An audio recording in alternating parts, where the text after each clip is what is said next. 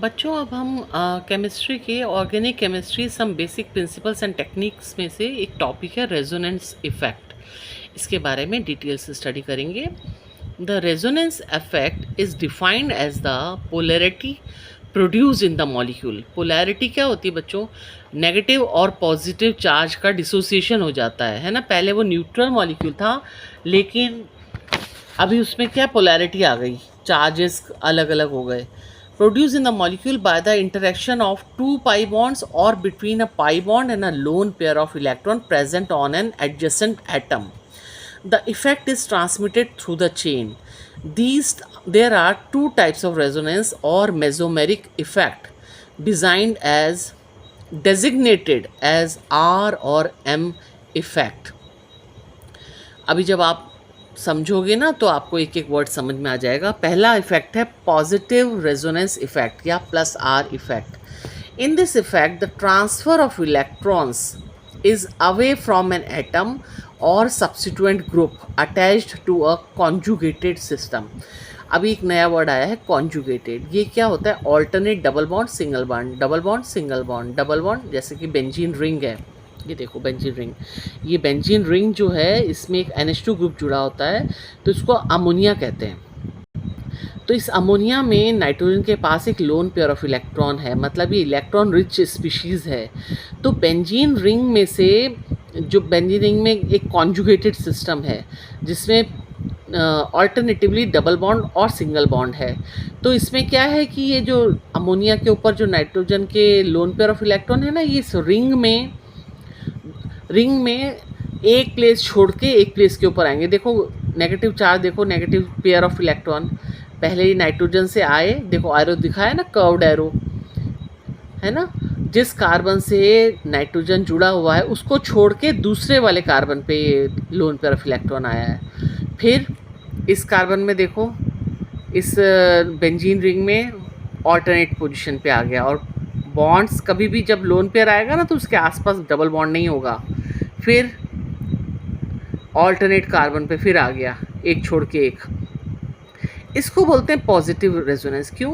क्योंकि इसमें से जो सब्स्टिट्यूएंट एटम है ना, ये सब्स्टिट्यूएंट एटम है, ये अमाइन ग्रुप जुड़ा हुआ है ना, अमाइन ग्रुप, इसमें से इलेक्ट्रॉन जो होते हैं वो रिंग में आ रहे हैं, तो इसको पॉजिटिव रेजोनेंस बोलेंगे।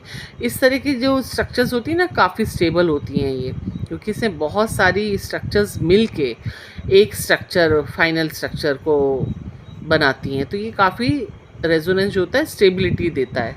तो पॉजिटिव रेजोनेंस आपको समझ में आया कैसे सब्स्टिट्यूएंट ग्रुप में से जो कि एक इलेक्ट्रॉन रिच स्पीशीज़ थी उसके इलेक्ट्रॉन्स रिंग में रोटेट कर रहे हैं, और रिंग जो है वो अभी उस पर लोन पेयर ऑफ इलेक्ट्रॉन एक प्लेस छोड़ के दूसरे प्लेस पे आता है। हम ऐसा क्यों कर रहे हैं बच्चों? जहाँ पे लोन पेयर है देखो उसके आसपास कार्बन के डबल बॉन्ड नहीं है। क्यों? क्योंकि उसको डबल बॉन्ड क्यों बनाते हैं हम? कार्बन की वैलेंसी को कंप्लीट करने के लिए। 4 वैलेंसी होनी चाहिए ना कार्बन की कंप्लीट। तो जब बेंजीन रिंग में डबल बॉन्ड इसलिए तो बने हुए कि हर एक कार्बन के पास एक एक तो वैसे हाइड्रोजन से जुड़ा हुआ है, और 3 बॉन्ड जो है वो एडजेसेंट कार्बन एटम्स के साथ बनाता है, एक इस साइड और 2 बॉन्ड दूसरे वाले कार्बन के साथ ऑल्टरनेट। तो जब अगर लोन पेयर ऑफ इलेक्ट्रॉन आ गया तो फिर वहाँ पे डबल बॉन्ड नहीं बना सकते ना, क्योंकि फिर ज़्यादा हो जाएगी उसकी। हमको सिर्फ 4 ही वैलेंसी पूरी करनी है कार्बन की। देखो 4 वैलेंसी पूरी हो रही है, जिसके ऊपर लोन पेयर ऑफ इलेक्ट्रॉन है जिस कार्बन के ऊपर, उसकी 4 वैलेंसी पूरी हो रही है। उसके आउटर मोस्ट ऑर्बिटल में कितने इलेक्ट्रॉन्स हैं? कार्बन के 4। एक बॉन्डिंग इसने अपने इस साइड वाले कार्बन से करी, एक बॉन्डिंग दूसरे वाले कार्बन के साथ करी, ठीक है। और कितने हो गए? 2 की और ज़रूरत है। 2 जो है वो लोन पेयर इलेक्ट्रॉन आ गया उसके ऊपर, तो अब उसको और बॉन्ड बनाने की ज़रूरत ही नहीं है ना। अब है नेगेटिव रेजोनेंस इफेक्ट। ये इसको -R इफेक्ट भी बोलते हैं। इसमें उसका उल्टा होगा जो पहले हुआ था ना। अब इसमें क्या हुआ, एक ऐसी स्पीशीज़ जुड़ के साथ रिंग के साथ जुड़ी हुई है कि वो रिंग में से इलेक्ट्रॉन्स को अट्रैक्ट कर लेगी अपनी तरफ। अब देखो कर्व्ड एरो किस तरफ है, सब्स्टिट्यूएंट ग्रुप है जो नाइट्रो ग्रुप, ये नाइट्रोबेंजीन है। रिंग में से जो डबल है ना पाई इलेक्ट्रॉन्स, वो नाइट्रोजन की तरफ जा रहे हैं, देखो। और ये सारी स्ट्रक्चर्स जो हैं ये मिल के एक रेजोनेंस फिनोमिना बना रही हैं। This effect is observe when the transfer of electrons is towards the atom or substituent group attached to the conjugated system. For example is nitrobenzene. This electron displacement can be depicted as, ये देखो किस तरह से positive charge आया इसके ऊपर। क्यों आया इस कार्बन के ऊपर पॉजिटिव चार्ज? क्योंकि इसमें से जो बॉन्ड पेयर था ना, उसमें से इलेक्ट्रॉन नाइट्रोजन की तरफ चले गए। डबल बॉन्ड किस किस के बीच में बन गया? कार्बन और नाइट्रोजन के बीच में। आप बोलोगे नाइट्रोजन को क्यों ज़रूरत पड़ी डबल बॉन्ड बनाने की? क्योंकि नाइट्रोजन से जो इलेक्ट्रॉन पेयर था वो ऑक्सीजन ने ले लिया। देखो उसके ऊपर नेगेटिव चार्ज आ गया, क्योंकि इलेक्ट्रोनेगेटिव एलिमेंट है ना ऑक्सीजन, नाइट्रोजन से ज़्यादा इलेक्ट्रोनेगेटिव है, तो इलेक्ट्रॉन पेयर को अट्रैक्ट कर लिया अपनी तरफ। पोलैरिटी, यही तो पोलैरिटी है बॉन्ड की। पहले ऐसे कोई नेगेटिव चार्ज नहीं था देखो नाइट्रोबेंजीन में, लेकिन इन तीनों स्ट्रक्चर में नेगेटिव चार्ज आ गया और पॉजिटिव चार्ज आ गया, यही पोलैरिटी है। डाइपोल बन गए ना। तो अब इन्होंने बताया कि कैसे पहचानोगे आप। द एटम्स और substituent groups which represent plus R और minus R electron displacement effects are as follows. Plus R effect show करते हैं halogens, OH, OR, OCOR, NH2। अब ये कैसे पहचानोगे आप कि माइनस आर कौन दिखाएगा और प्लस आर कौन दिखाएगा? अगर जो ग्रुप है और उसमें electron rich species direct carbon के साथ जुड़ी हुई है। देखो इलेक्ट्रॉन रिच कौन है, इलेक्ट्रोनेगेटिव कौन है? OH में O है ना, डायरेक्ट ये जुड़ा हुआ है रिंग के साथ, तो इसका मतलब ये इलेक्ट्रॉन को भेजेगा रिंग के अंदर, ठीक है, डायरेक्ट जुड़ा हुआ है ना कार्बन के साथ।